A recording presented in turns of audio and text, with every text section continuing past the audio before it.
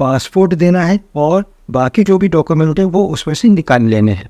Ladies का एहराम इस तरह से होता है कि एक स्कार्फ की शक्ल होती है वो, तो आप किसी भी अरबी को दिखाएंगे वो आपको पूरा पता बता देगा और हो सकता है छोड़ के भी आ जाए। इसको ऐसे फोल्ड कर लीजिए ऐसे इस तरीके से। अब ये पूरा अंदर चला गया। अब ये टस से नहीं हो सकता, आप कितनी ज़ोर से इसको खींच लीजिए, अब ये बिल्कुल नहीं है। इसमें सब लिखा हुआ है कि कौन सी बिल्डिंग किधर है, रास्ते किधर है, तो आप पहचान कर लीजिएगा। हैंड बैंड आपको मिलेगा, ये मेट्रो का पास है 7 दिन का, और ये अगर खो गया आपके पास से तो ये दोबारा आपको नहीं मिलेगा। मुस्तफा। अस्सलाम वालेकुम, मैं तारिक सुबानी एक बार फिर इस वीडियो में आपका खैर मकदम करता हूँ। आज की वीडियो बनाने का मकसद है कि मैं आपको बताऊँ कि एहराम बांधने का सही तरीका क्या है और आसान तरीका क्या है। दूसरे इसी वीडियो में आगे जिक्र करेंगे कि आपको कौन कौन सी आईडीज़ मिलेंगी सऊदी अरब में और कौन कौन सी आईडी आपको पहन के रखना है, वो मैं पूरा डेमोंस्ट्रेशन करके आपको दिखाऊंगा। और गौर से देखिएगा कि एहराम सिर्फ 1 मिनट में बांध देंगे और वो एहराम ऐसा बंधेगा कि आप 5 दिन उसको टस मस नहीं कर सकते। आपने बहुत देखे होंगे, लेकिन ये प्रैक्टिकल तरीका है, कई बार का आजमाया हुआ तरीका है, तो बहुत आसान, सिंपल और कम वक्त में एहराम कैसे बांधते हैं। तो आइए शुरू करते हैं। सबसे पहले है ये लेडीज़ का एहराम। लेडीज़ का एहराम इस तरह से होता है कि एक स्कार्फ की शक्ल होती है वो, इसको आप ये गले में चेहरे पर पहन लेती हैं लेडीज़, और ये पूरा खुला हुआ होता है। ये देखिए, अगर आप ये नहीं हैं तो लेडीज़ जो है वो स्कार्फ भी बांध सकती हैं, वरना ये बाज़ार में मिल जाता है और बहुत से लोग सी भी लेते हैं। दूसरा है एहराम में 2.5 मीटर की 2 चादर होती हैं मर्द हजरात के लिए। तो पहली चादर ये है, आप तरीका और से देखते रहिएगा। तो इसको आप खोलिए और इसको पीछे तहमत की शक्ल में आप इसको पीछे ले गए इस तरीके से।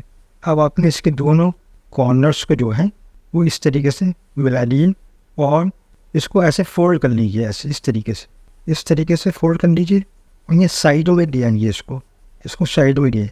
और ये थंब है, इसको आपने ऐसे प्रेशर से यहाँ रोका और इसको इस तरीके से लेंगे और इसको पीछे से एक फोल्ड कर दीजिए, बस ज़्यादा नहीं, एक फोल्ड कर दीजिए। भी ये हमने एक फोल्ड कर दी। अभी ये लूज़ है हमारे, ये खुल सकता है। तो इसके लिए आती है एक एहराम बेल्ट।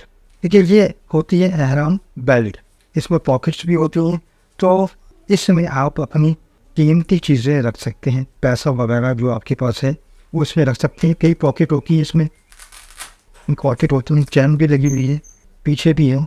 तो आप इसको यहाँ ऐसे रख के बांध लीजिए और इसके ये हुक है, ये इसको लगा दीजिए, ये हुक पीछे लगा दिया। अब इसमें हमने सामान रखा है, ये अभी अनसेफ है, ये निकल भी सकता है। तो हम इसका ऐसा इंतज़ाम करेंगे कि हमारा एहराम भी उठ जाए और हमारा सामान भी सेफ रहे। तो इसको हम इस तरीके से फोल्ड कर देंगे। अब ये पूरा अंदर चला गया। अब ये टस से नहीं हो सकता, आप कितनी ज़ोर से इसको खींच लीजिए, अब ये बिल्कुल नहीं है, ये बिल्कुल बहुत टाइट जो है वो कि यहाँ पर बन गया। ये दूसरी बात मैं आपको यहाँ भी एक चीज़ और बताता चलूँ कि अक्सर आपने देखा होगा कि एहराम लोग बांधते हैं तो ये मैंने पीछे लिया है, ऐसा लोग आगे की तरफ ले लेते हैं। सऊदी अरब में हवाएं बहुत तेज़ चलती हैं और फिर आपको सोना भी है, आराम भी करना है, आप बैठोगे भी, तो आगे का हिस्सा जो है वो अक्सर खुल जाता है और उसमें बेपर्दगी होती है। तो इसलिए ये मैंने पीछे की तरफ लिया है कि आगे से कोई बेपर्दगी नहीं होगी और आपका पैर भी पूरा उठेगा, वरना वो इतना टाइट बांध देते हैं कि पैर चलने में परेशानी होती है, या आप पूरा कदम आगे बढ़ा सकते हैं। दूसरा एक होता है ये लेदर का बैग, ये बहुत काम आएगा। इसके अंदर आप अपने पैसे, कोई डॉक्यूमेंट्स, दवाएँ या और ज़रूरत की चीज़ें रख सकते हैं। इसको आप ऊपर से बांध दीजिए, हुक के ज़रिए आपने ये इसको कर लिया। अब इसमें पॉकेट्स वगैरह हैं, इसमें आप अपना सामान ज़रूरत का रख सकते हैं, क्योंकि ज़ाहिर है एहराम की हालत में कोई पॉकेट तो होगी नहीं, यही बहुत काम करेगा, तो ये आपके बहुत काम आएगा। उसके बाद एक होती है ये एहराम की चादर जो हमें ऊपर ओढ़ना है, ये इस तरीके से 2.5 मीटर की होती है। तो हमने इसको खोला और चादर की तरह हमने इसको पहन लिया, इस तरीके से इसको बराबर कर लीजिएगा इस तरीके से और इस तरीके से डाल लीजिए।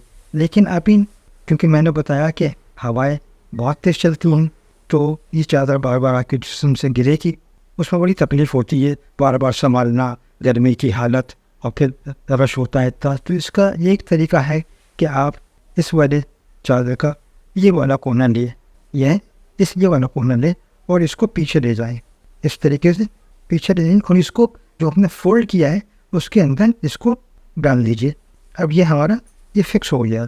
इसी तरीके से हमने दूसरी चादर ली और हमने इस तरीके से डाला और ये कोना हमने इसका इस तरीके से ये कोना हमने दे दिया इसका ये वाला, और हमने इसको यहाँ इसको अंदर फोल्ड कर दी, फोल्ड के अंदर इसको दबा दिया।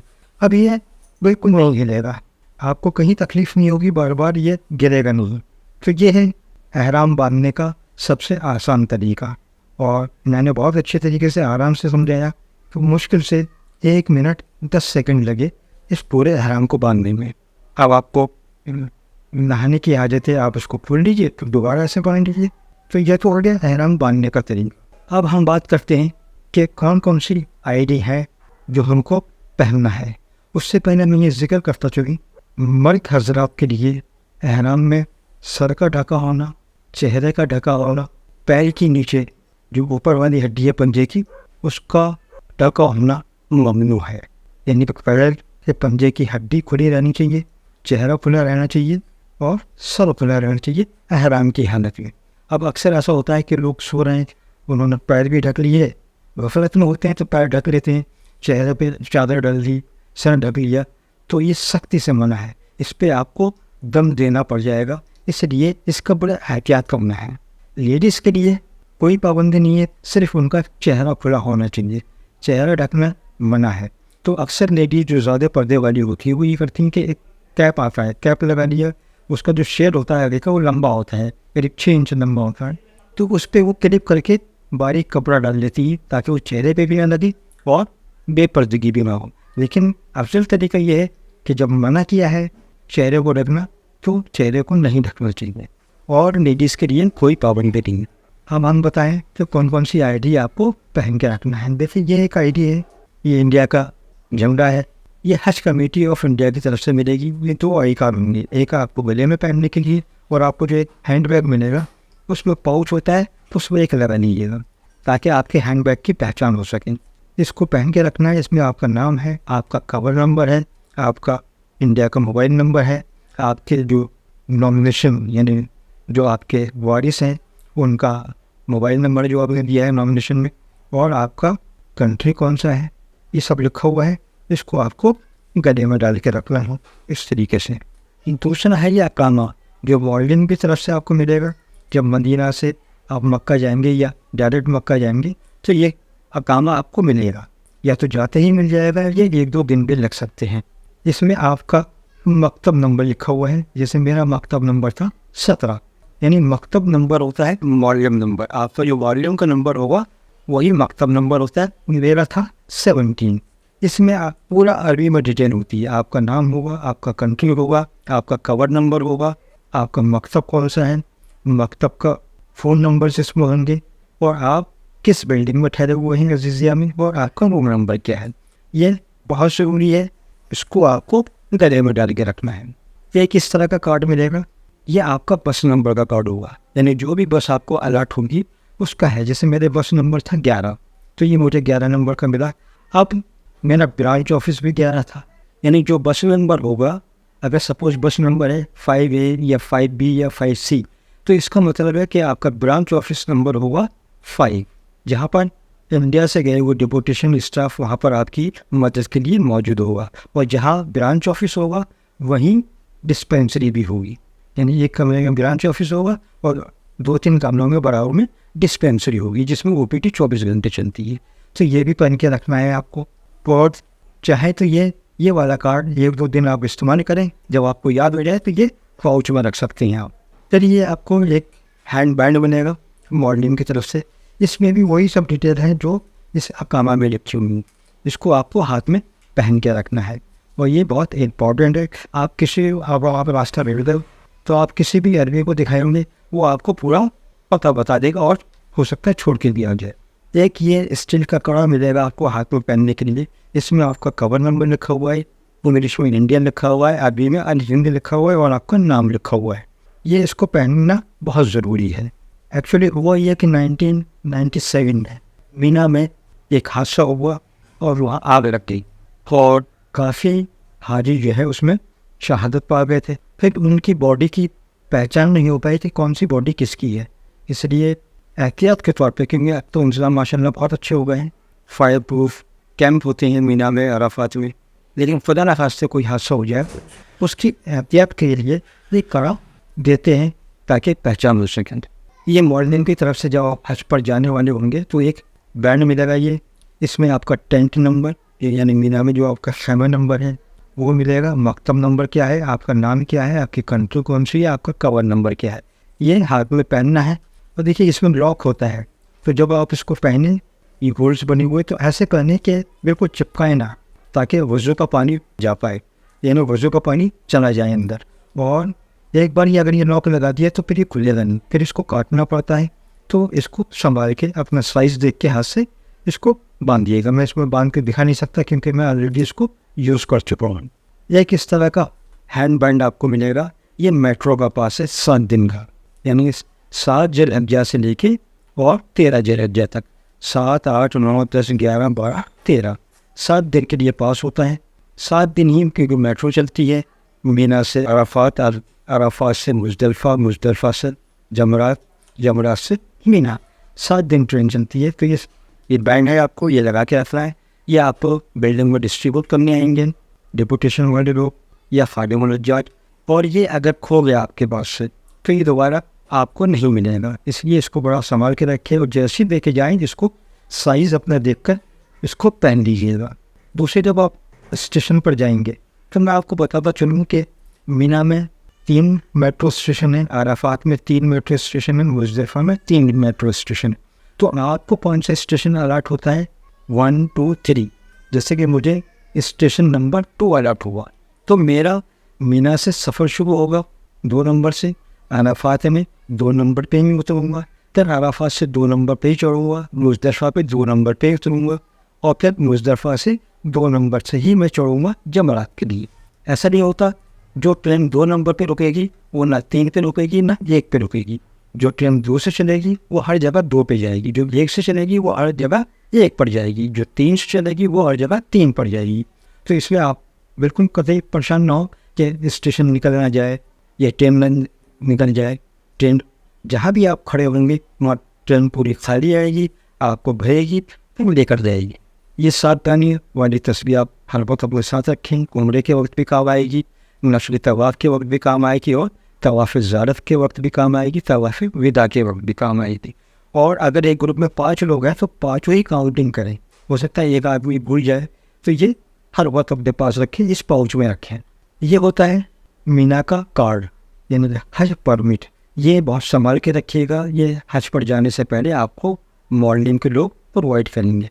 इसमें जैसे कि पिछले बार मेरा मॉडलिंग नंबर था 30, तो मुझे मकतब नंबर भी 30 हुआ और मेरा खैमा नंबर था 115, यानी कि एक मॉडलिंग को या एक मकतब में तकरीबन 5000 हाजी होते हैं। तो एक कंपाउंड बना देते हैं, उसमें फिर 70-80 खैमे होते हैं, वो 5000 हाजी उसी में रहते हैं। वो एक मॉडलिंग की जिम्मेदारी पर है, इसलिए वहाँ खैमे होते हैं, खैमे एक जैसे होते हैं। मैं पिछली वीडियो में बता चुका हूँ कि आपको अपने खैमे की कैसे पहचान करनी है, अगर खो जाएँ तो कैसे मिलना है, आप देख सकते हैं। और 115 नंबर मेरा खैमा नंबर यानी टेंट। आप जब अजीज़िया जाएंगे तो इस तरह का मैप आपकी बिल्डिंग पे पेस्ट होगा, आप इसका फ़ोटो खींचना, इसमें सब लिखा हुआ है कि कौन सी बिल्डिंग किधर है, रास्ते किधर है, तो आप पहचान कर लीजिएगा। दूसरा मैंने बताया था कि इस पूरे एरिया का जो एड्रेस होता है वो मक्ताउल बंक नियर हिदाया टावर अजीज़िया जुनूबिया। ये हिदाया टावर है, बहुत बड़ा टावर है, ये अजीज़िया की पहचान है। तो इसको आप अपने कैमरे में फ़ोटो खींच लीजिएगा। इस तरीके से जब आप मीना जाएंगे तो ये मॉडलिंग के लोग आपकी बिल्डिंग पर लगा जाएंगे, आप इसका फ़ोटो खींच लीजिएगा। और ये जो पूरा मैप है, ये मीना में कौन सा कैंप किधर है, रास्ते किधर हैं, ये सब इसके अंदर लिखा हुआ है। इसी तरीके से अराफात में भी ये पूरे कैंप हैं, क्योंकि कैंप अलग हो जाएंगे आपके, तो यहाँ भी नक्शा बना हुआ है पूरा, ये भी आपको फ़ोटो खींच लिएगा, बिल्डिंग में लगा जाएंगे। हम लोगों को क्योंकि ये इसलिए मिल जाते हैं क्योंकि हम खादिम जज होते हैं और हमारा ये काम भी है। लास्ट में मैं एक चीज़ और बताता चूँकि जो बहुत कन्फ्यूज़न होता है, ये आपका है बोर्डिंग पास के 2 पाउच ऐसे मिलेंगे, यानी एयर टिकट, एक जाने का और एक आने का। आने वाला बोर्डिंग पास आप लगेज में रखते हैं, और बाकी जाने वाला निकाल रहे हैं। ये बोर्डिंग पास होता है, इस तरीके से अंदर निकलेगा। इसमें आपका क्लास कौन सा है, आपका सीट नंबर क्या है, आपकी कौन से गेट से प्लेन में चढ़ने के लिए एंट्री होगी, आपका बोर्डिंग टाइमिंग क्या है। बोर्डिंग टाइमिंग यानी अगर 7 बजे आपकी फ़्लाइट है तो आपको हर हालत में 3 बजे पहुंचना है, 4 घंटे पहले। अगर आप चाहते हैं कि आपका हर काम सुकून से हो जाए तो आप ये वहाँ दिखाएंगे। अब आपको सिर्फ अपना वीज़ा, जाने का बोर्डिंग पास, कोविड के टीके के सर्टिफिकेट और जो आपको मेडिकल सर्टिफिकेट मिला है वो, और जो हेल्थ बुक मिली है, ये आपको अपने पास रखना है। बाकी सब चीज़ें रख लीजिए। जब आप मदीना या जद्दे एयरपोर्ट पर पहुँचेंगे तो आपसे मॉर्निंग का आदमी पासपोर्ट मांगेगा। पासपोर्ट का मतलब सिर्फ पासपोर्ट। हाजी क्या करते हैं, वीज़ा भी दे दिया, बोर्डिंग पास भी दे दिया, नहीं, ये उनकी जिम्मेदारी नहीं है। बाद में वो नहीं मिलेगा, सिर्फ आपको पासपोर्ट मिलेगा। इसलिए याद रखिएगा कि सिर्फ पासपोर्ट देना है और बाकी जो भी डॉक्यूमेंट है वो उसमें से निकाल लेने हैं। ये मैंने बड़ी मेहनत से वीडियो बनाई और कोशिश कीजिए आपको हर चीज़ क्लियर करता चलूँ।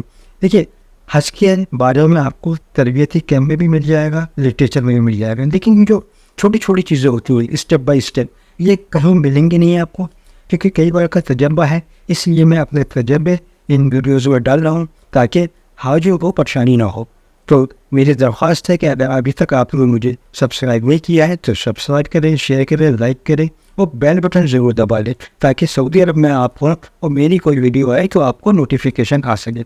और फेसबुक, व्हाट्सअप, इंस्टाग्राम, स्नैपचैट के ज़रिए आप शेयर कर सकते हैं, क्योंकि ये छोटी छोटी चीज़ें हैं, इनकी वजह से हाजी बहुत परेशान होते हैं। अगर आपने शेयर किया और उनको फ़ायदा हुआ तो आप दुआ में शामिल हो जाएंगे। और हम दुआ करते हैं कि पूरे सफ़र को हाजियों के रोशन कर दे, उनकी एक एक इबादत, एक एक दुआओं को अल्लाह अपनी बारगाह में कबूल फरमा ले। और आप भी कमेंट बॉक्स में नीचे आमीन ज़रूर लिखते जाइएगा ताकि आप भी दुआओं में शामिल हो जाएं। अब हज की सीरीज़ इंशाल्लाह शुरू कर रहे हैं, स्टेप बाय स्टेप देखिएगा। आज के लिए इतना ही। अल्लाह आपका निगहबान। मुस्तफा मुज्तबा, मुस्तफा मुज्तबा।